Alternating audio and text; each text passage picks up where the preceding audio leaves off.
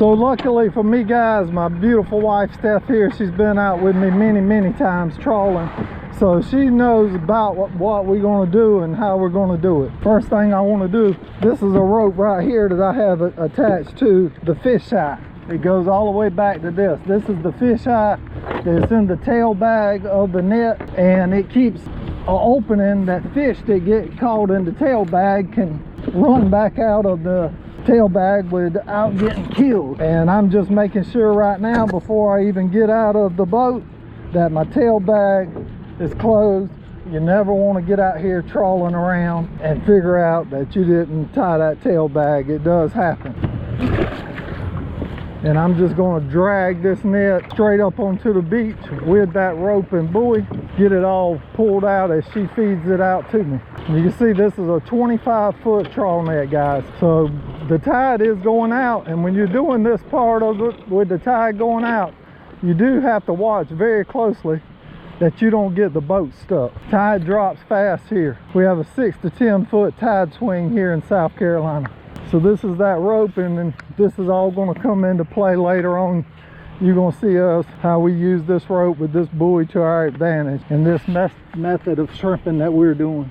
So I just want to keep following this net now and make sure everything is untwisted. We're getting to the tickler chain right here, and that's our bottom line with the tickler chain on it for the ones of you that understand. So I'm just trying to find one side of it now and get it all pulled out. I hadn't been out here trawling in a while, so my net's in a little bit of a mess this morning, but it won't take long to sort it out, I promise. So this right here is your bottom line. This is your tickler chain, and when set right, when you're dragging, that tickler chain will run a little bit ahead of your trawl net so that it hits the shrimp or whatever's on the bottom, makes it jump up and then go into the net. You don't want that tickler chain dragging back behind the leading bottom edge of that net, because then if it's hitting back behind it, the shrimp will jump up under the net as it hits. You want it to hit the shrimp first. This is a bib net we're using. Has a bib on it, so we're going to be running 3 pull lines back to the boat. This is the center. It's a little bib on it. It kind of protrudes out of the top leading edge of the net, and that's where our third line is going to hook to. There are different types of trawl nets, but for white shrimp, the shrimp that we're after, this bib net is the best type for it, because white shrimp can jump a lot higher and stuff than brown shrimp. Brown shrimp nets may be flat without a bib, run 2 lines. That's to your doors only.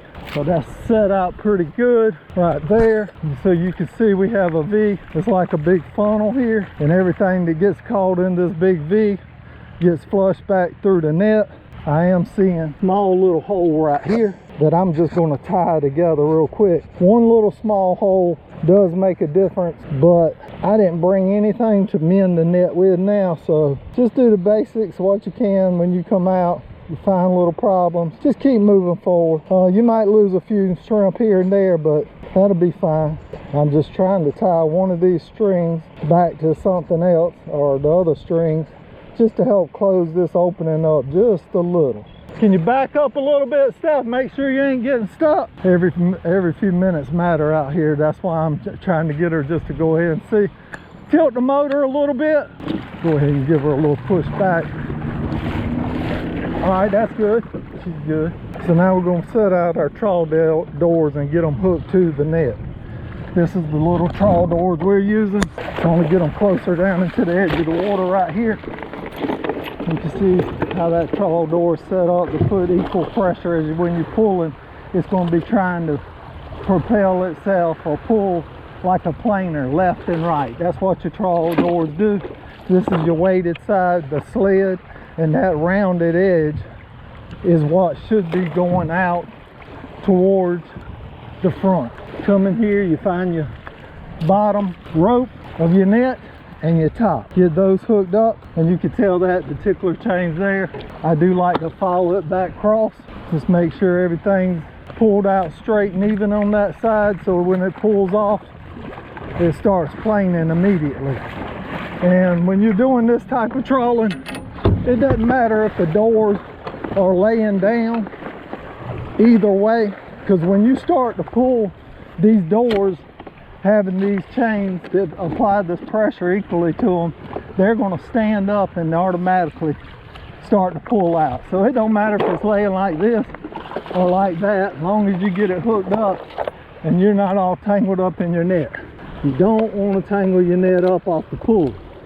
That's the crucial part of doing this. I'm gonna pull this out a little bit more. So we're hooked up to our trawl doors. These type of little hooks like this right here come in handy for all your hookup. And I about did that there wrong, guys. See how quick something can go wrong? This needs to go to the top. I was already thinking about hooking my pull lines up. How many of you caught that? All right, this pull rope right here, I know that this one, looking out my boat, is running to the left side because on the right side I have it painted with red on it. It comes in handy to know which line is going where when you're pulling or you get tangled up. You know which line's going to which side of the net. And I just want to pull this up on the beach, getting as much of the slack I can back to the boat. Stephanie will be positioning the other three ends together. We're good on that one. And this is the one that I was telling you, when I'm looking out the back of my boat, the red is to the right. Red on the right. Makes it easy for me. Do your own thing. Do it the way you want to. Set yours up as long as you know what's what. We're doing that same big loop, just getting it to where she can grab the end and put them together. Because like I'm saying, they're all going to be going to one point to pull with. Coming up on our center line here now. Just a few basic tools to keep with you. Pair of pliers, screwdriver, stuff like that. Just knife. You never know when you may need to cut this net loose. You get hung up out here trawling. Sometimes you do have to cut the net loose and leave it, or attach a buoy or something to it, because there is snags and hangs out here. It's easy to come out here and lose a few $1,000s real quick. Me and my friends have done it. So that is our center line attached. And this center line right here with this net that I'm pulling, I'm going to show you guys how much longer, how to determine how much longer this center line needs to be than your pull lines going to the doors. I'm about to show you guys that. All right, so if you're trying to figure out about your shrimp net and how you need to set it up, it's a pretty easy way of doing it, guys. Take the measurement from this hole, not the leading hole, but the back hole close to your pull lines on your net. Go from here and take a measurement all the way to here where the net actually starts, and that is the length that your center line needs to be longer than your two outside pull lines.